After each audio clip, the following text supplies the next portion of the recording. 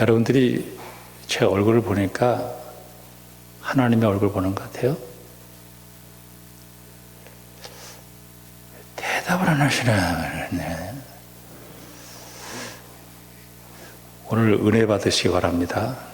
마스크를 써놔서 대답을 했는데 내가 못 보겠죠, 그렇죠?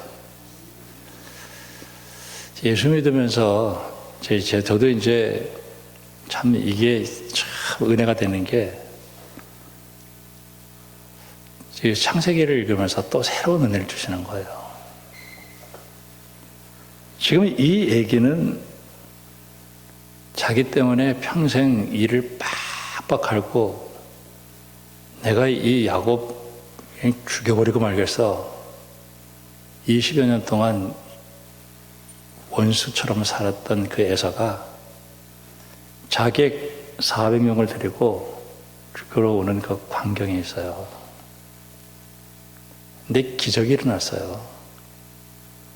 그 형의 얼굴을 보니까 하나님의 얼굴처럼 바뀐 거예요. 저는 이걸 보면서 이게 하나님이 우리를 하나님 형상대로 만들었다는 게 이거였구나 하는 생각을 깨닫게 되고,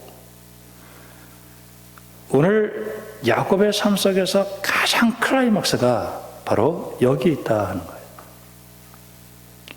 하나님은 복음으로 우리를 새롭게 만드시기를 원하셔요. 그리고 하나님의 교회와 하나님의 나라를 위해서 나를 일꾼으로 써주고 싶어 해요. 내가 이 땅에 살아가는 동안에 내가 하나님의 교회를 위해서 내가 일꾼으로 살아간다라고 하는 것이 얼마나 좋은 일인지 몰라요. 그때 내 삶의 큰 목표 중에 하나는 내가 변화되어야 되겠구나 하는 거예요. 내가 변화되어야 되겠다. 내가 변화됐으면 좋겠다.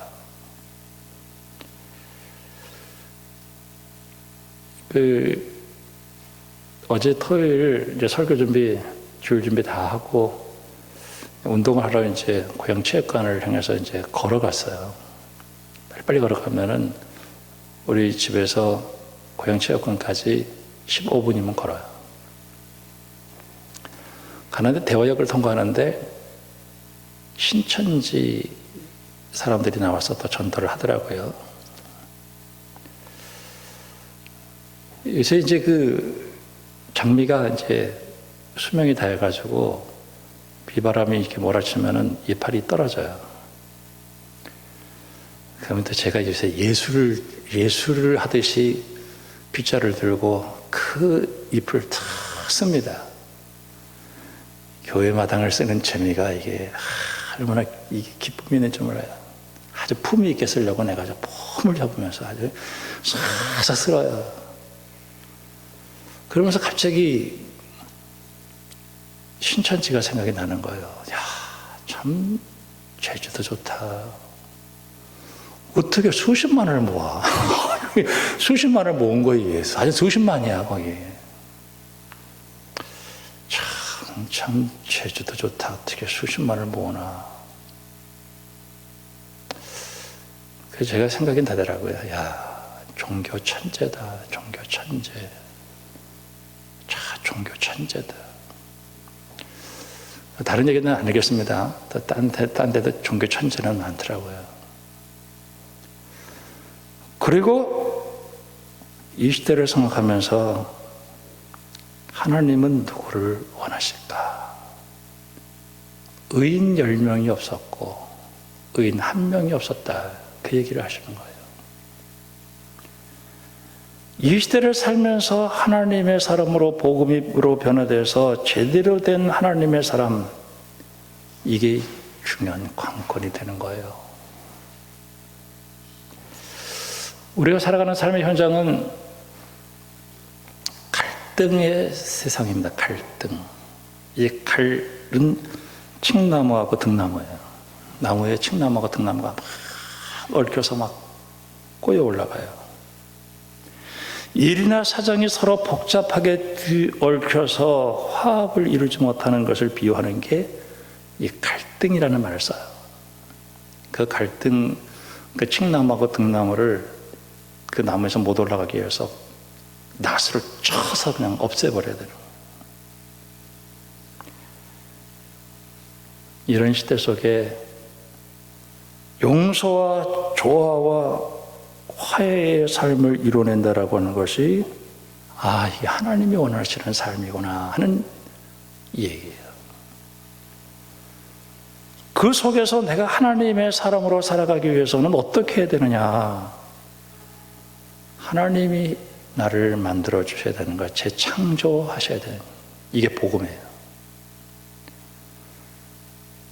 어떤 사람은 몸집은 어른인데 생각하는 것은 아주 어린아이처럼 이기적인 사람이 있어요.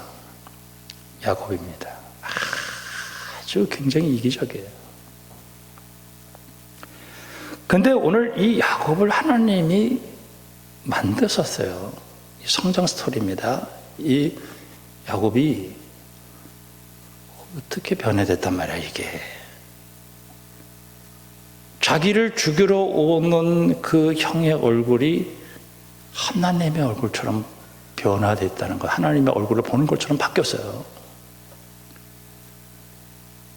저는 이게 우리가 이 시대를 살아가면서 기도해야 될 제목이 아닌가 그런 생각을 하게 됩니다.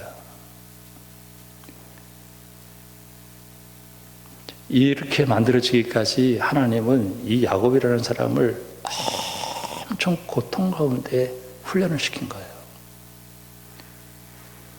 야곱이 하나님으로부터 영광로 같은 인생의 힘든 삶을 통해 가지고 그가 하나님의 사람으로 만들어졌다라고 하는 것이 이게 큰 은혜였어요.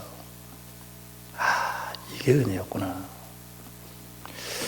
이 야곱의 형은 누구였냐면 에서라는 사람이에요. 에서. 저는 이 야곱과 에서를 읽으면서 항상 나는 야곱을 생각했어요. 에서는 나하고는 상관없는 사람이라고 생각했는데 이번에 말씀을 읽으면서 내가 에서 같은 사람이었구나 하는 생각을 많이 했어요.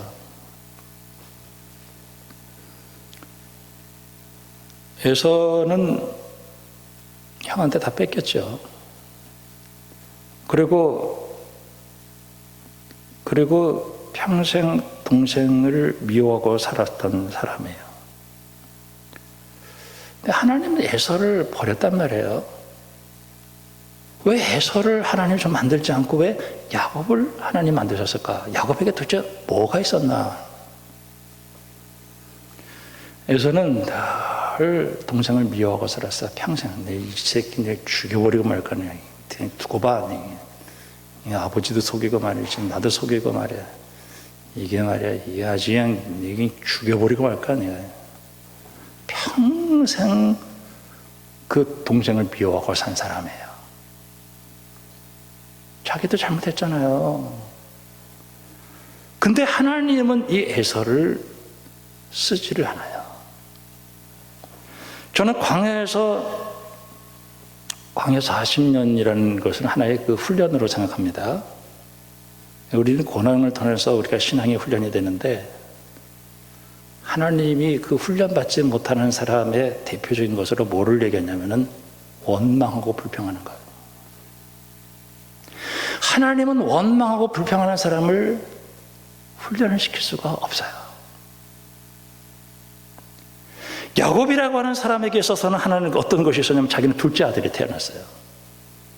근데 이 운명을 뒤집어 엎어야 되겠다라고 하는 야망과 열정이 있었어요. 나는 반드시 복을 받고 말겠다. 어떤 상황 속에서 난 복을 받고 말겠다. 하나님은 그런 사람을 들어서 쓰시기 시작하는 거예요. 우리가 이 세상 살면서 그 뜨겁든지 차든지 미지근한 거 하는 제일 싫어하죠. 하나님은 그 열정을 좋아하셨어요. 자기에게 주어지는 그 운명을 넘어서는 거예요. 예수님의 기도 가운데에서 우리에게 가르쳐준 기도 가운데 우리가 우리에게 죄 지은 자를 사하여 준 것 같이 우리 죄를 사하여 주십시오. 그리고 비판하지 말고 심판하지 말고 네 눈에 있는 들보는 보면서 왜 남의 눈에 남의 눈에 티를 보면서 네 눈에 있는 들보는 깨닫지 못하느냐라고 이야기하고 있어요. 고린도후서 5장에 보면은 사도 바울이 그 공동체 속에서 잘못된 사람들에 의해서 가짜로 몰려요.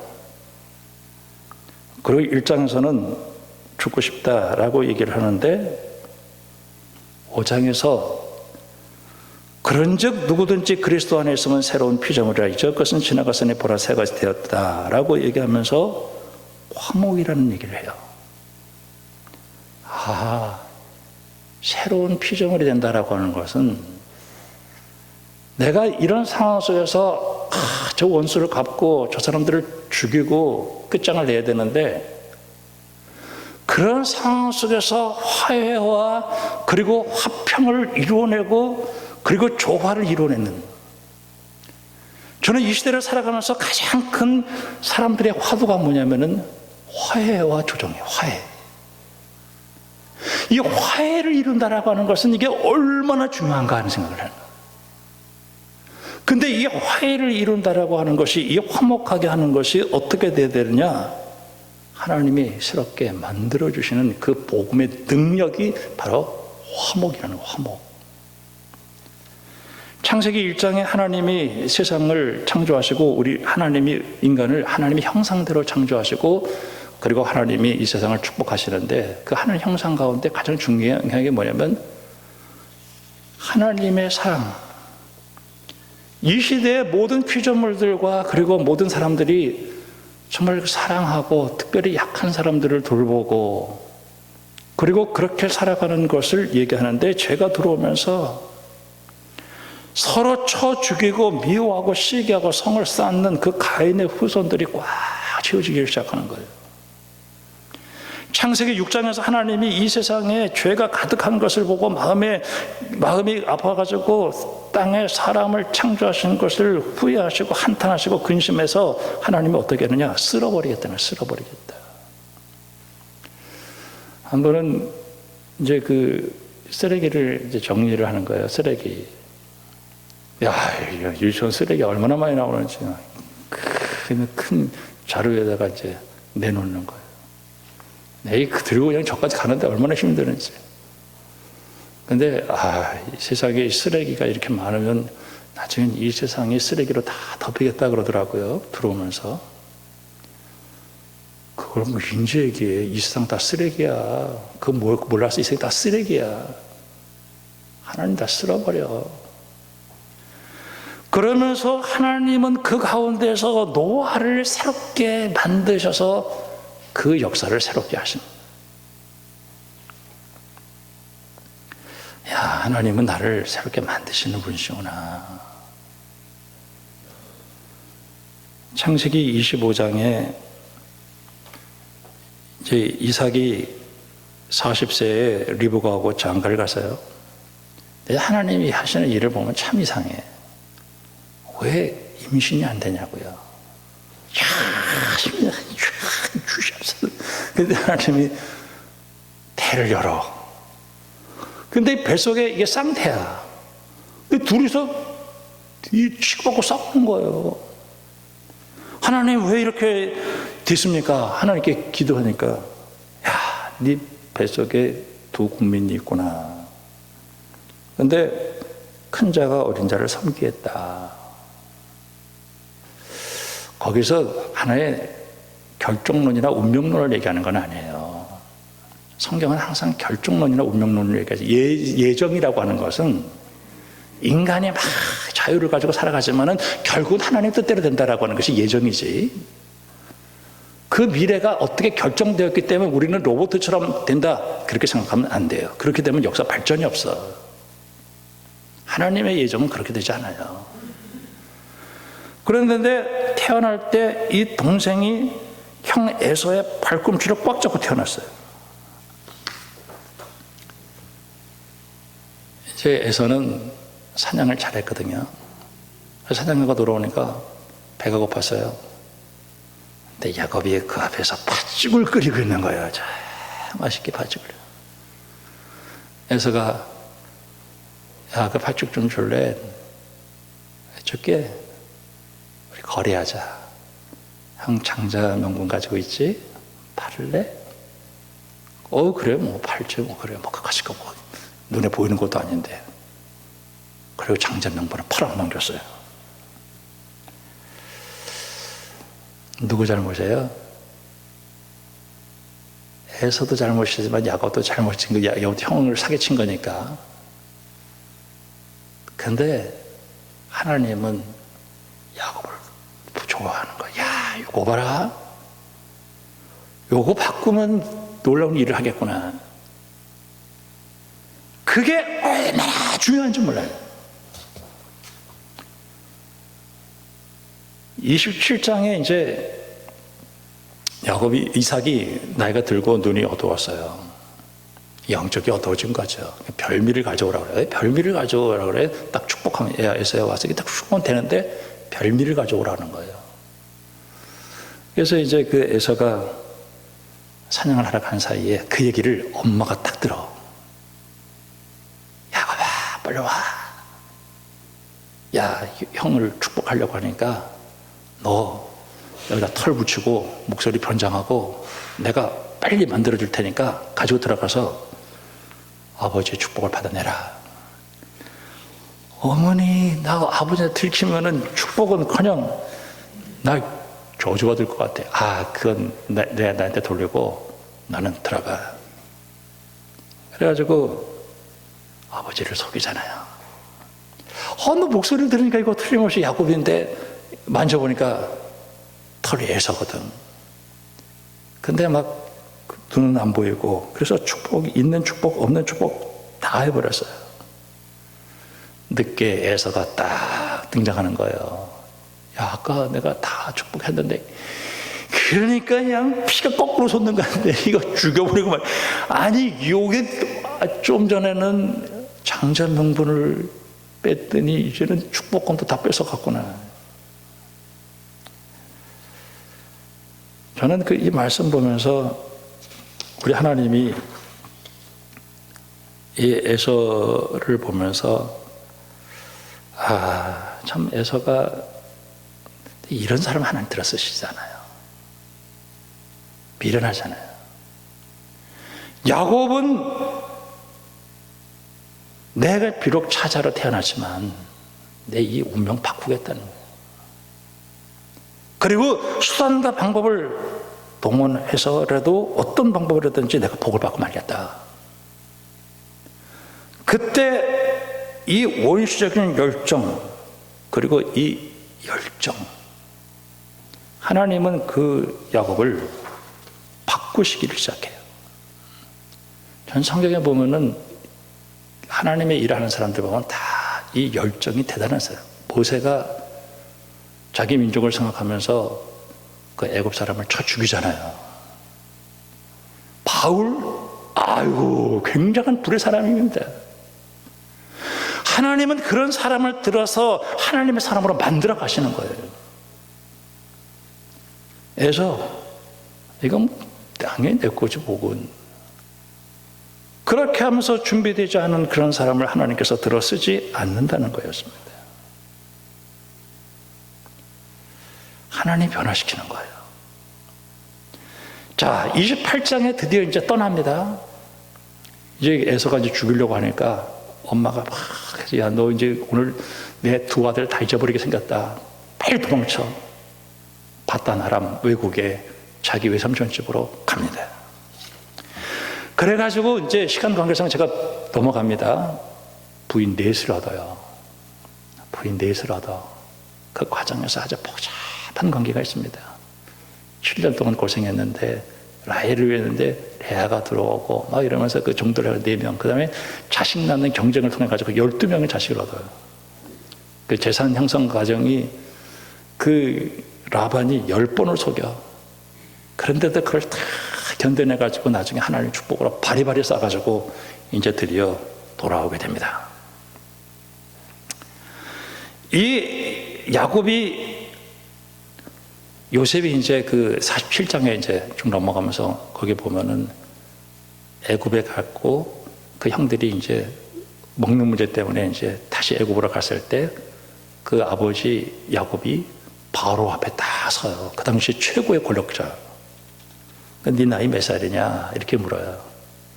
그때 내 나이가 130년 내 조상의 나이에 비해서 별거 없지만은 내 인생 험악한 세상을 보냈습니다 라고 얘기를 해요. 험악한 세상, 험악한 세상을 살았습니다.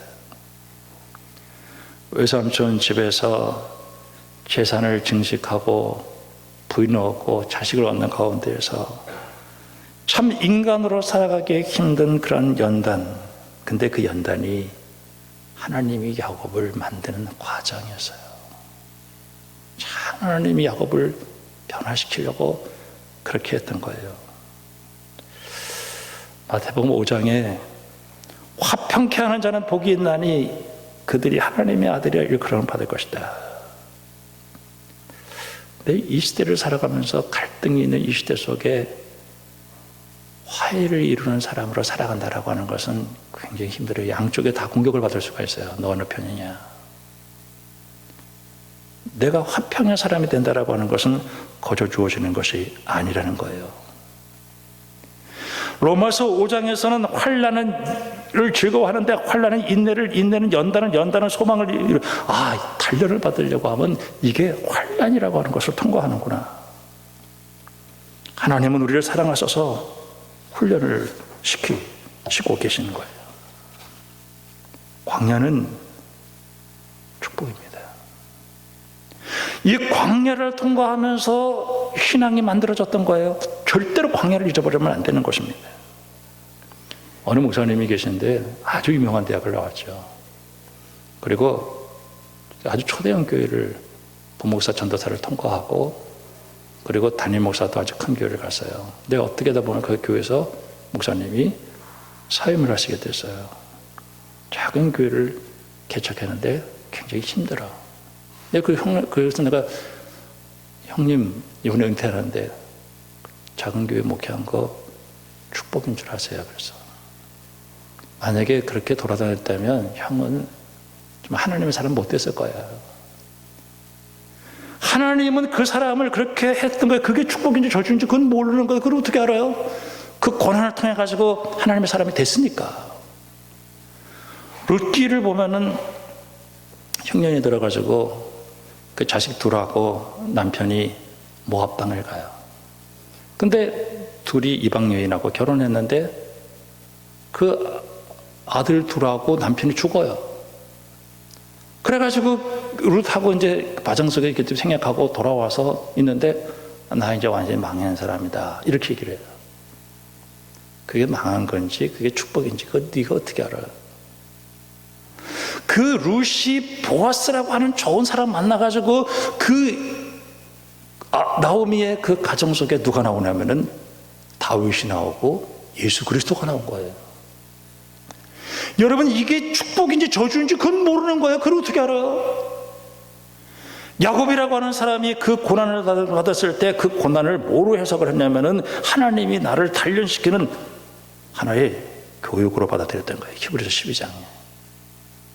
그래서 평생 불평하고 원망하면서 동생 미워하고 살아가는 쓴뿌리가 생겼을 때 회개의 기회를 얻지 못하고 죽은 거예요. 저는 이 말씀 보면서 야, 내가 에사 같은 사람이었구나 하는 생각을 참 많이 했어요. 이번 설교 준비하면서 내가 이런 사람이었구나.